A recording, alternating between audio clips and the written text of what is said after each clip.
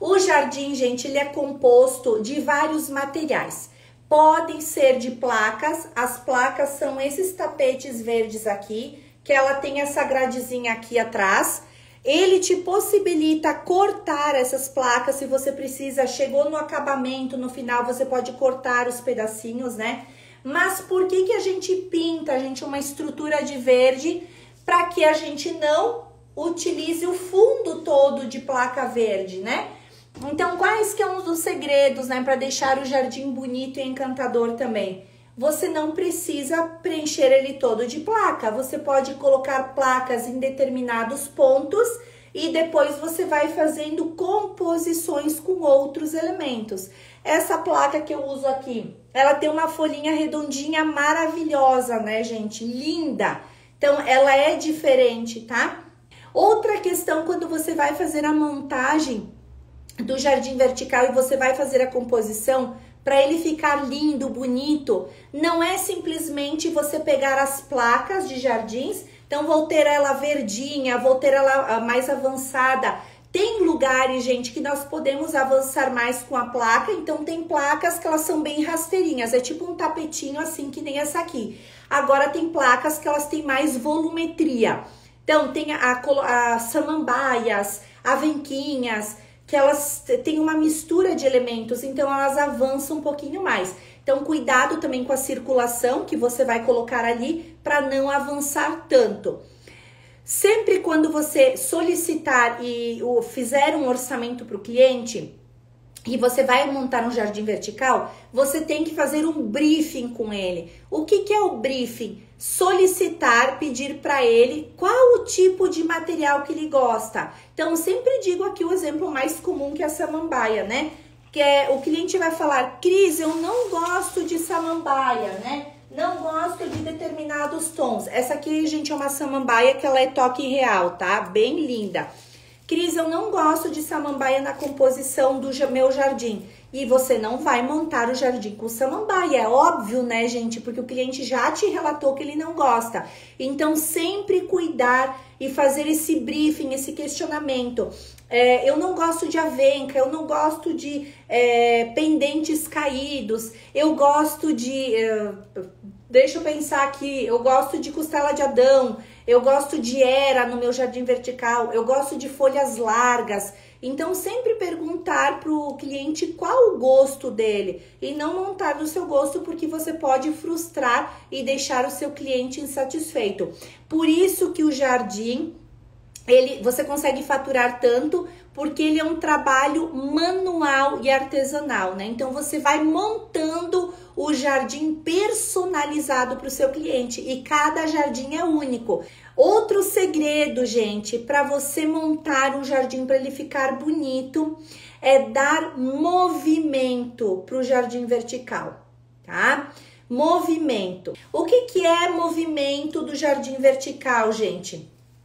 Você, quando vai criar, você não vai deixar o jardim estático, tá? Então, tem gente que coloca a placa aqui, aí coloca outra placa aqui do lado e depois coloca uma planta solta aqui, coloca outra planta solta, uma samambaia, um pendente lá no pé do jardim.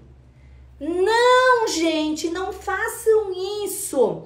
Quando você olha o jardim, imaginem as plantas naturais. As plantas naturais têm fluidez, elas têm movimento. Então, você pode fazer uma sequência de movimentos no seu jardim para que ele tenha essa fluidez, não deixar o jardim engessado.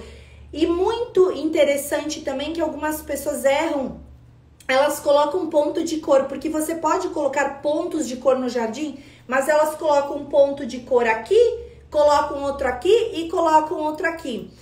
Quando você vai fazer uma sequência de cores no jardim, você tem que trabalhar uma paleta e criar um degradê. O que é um degradê, gente? Uma sequência de cores. Então, eu quero montar um jardim que tenha tons outonais, ou tenha os tons do verde escuro ao verde claro. Faça um degradê de cores, não bote a cor seca ali, né, gente? Porque você vai enxergar o jardim e vai ficar aquele ponto de cor isolado, e daí você diz, tá, mas daí, como é que tá essa planta aqui?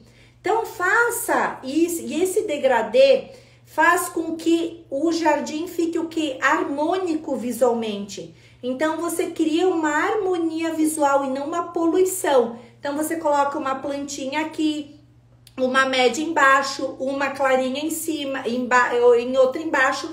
Então você vai fazendo uma sequência, um degradê de complementos, tá bom, gente? E esse movimento você pode fazer não só com as samambaias, tá?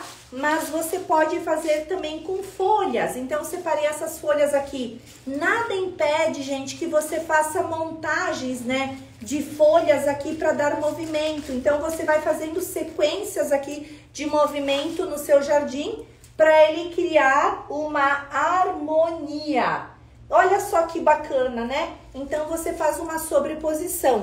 E o jardim não é só você botar um monte de placas. Você faz o fundo justamente para você economizar a quantidade de materiais e não onerar para o cliente, né? Então, é bem importante você ter esse entendimento também. Outro segredo, gente, é com relação aos pendentes, né?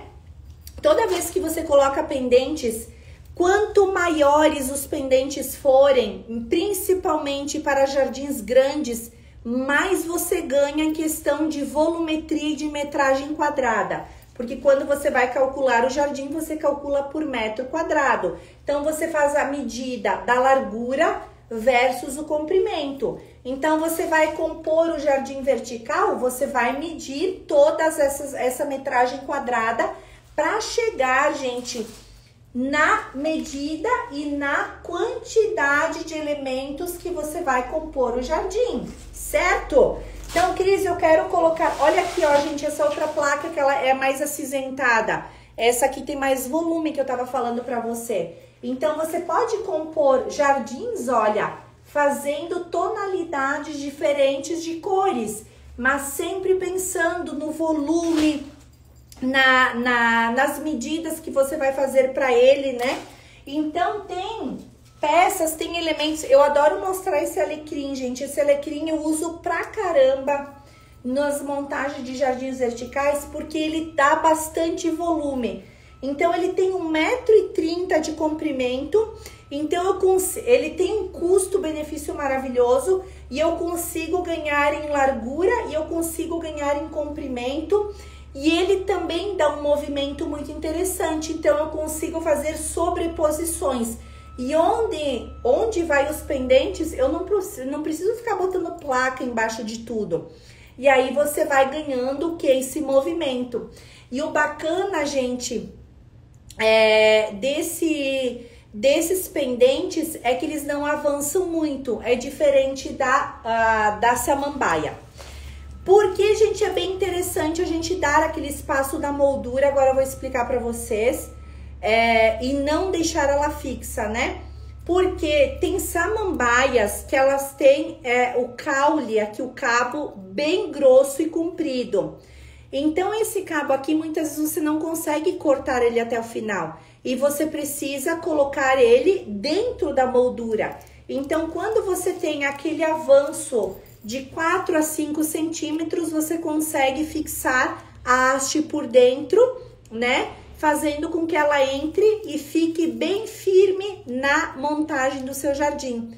É diferente desses pendentezinhos, gente, que ele tem o cabinho fino. Olha a diferença, né? Então, esse aqui, o cabo bem grosso e esse aqui bem fininho. Então, esse aqui, tranquilamente, eu consigo colocar dentro da minha gradezinha, diferente daquele. Então, por isso que aquela espessura de 4, 5... a 7 centímetros você pode colocar tranquilamente, ela é fundamental para você dar aquele espaçamento para que você possa entrar. Então, eu já montei jardim só de samambaias, então imagina, você não consegue deixar, tem que deixar esse espaçamento para você conseguir trabalhar, para você conseguir amarrar, fixar os materiais, senão você não consegue fazer a fixação para que o jardim ele fique o quê? Fluido, com movimento. Imagina só você deixar a samambaia chapada, né? Coloca lá, vai chapar a samambaia lá na chapa. Não tem como, né, gente? A samambaia, ela é uma vegetação, uma planta que ela tem movimento, que ela tem fluidez. Então, essa fluidez da planta também você tem que deixar na composição do jardim vertical. Senão, você vai matar o seu jardim, você vai estragar. Então, por isso que é muito importante.